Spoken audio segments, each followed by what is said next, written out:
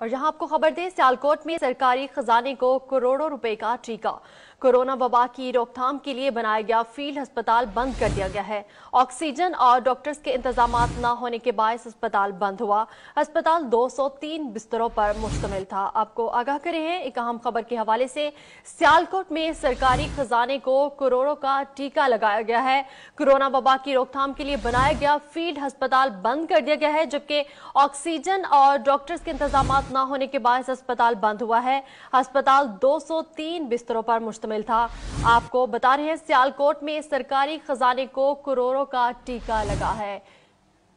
Bureau chief मियां नदीम हमारे साथ मौजूद हैं, उनसे मजीद तफसीलात जान लेते हैं इस हवाले से। जी नदीम, बताइएगा।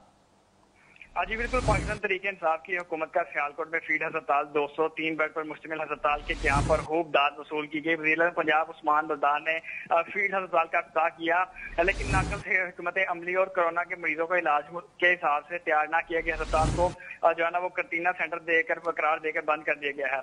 सीओ हेल्थ डॉक्टर असलम ने बताया कि फील्ड अस्पताल में कोरोना पॉजिटिव मरीजों को रखा गया था, जिनकी हालत खतरे से बाहर थी, और इनको इनके घर में जो है ना आइसोलेट कर दिया गया है।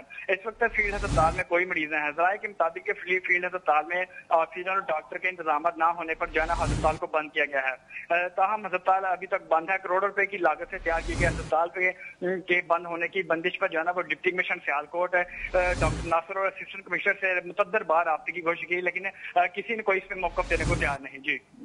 जी ब्यूरो चीफ सियालकोट मियां नदीम, बहुत शुक्रिया, आपने हमें आगाह किया। कोरोना वबा की रोकथाम के लिए बनाया गया फील्ड अस्पताल बंद कर दिया गया है।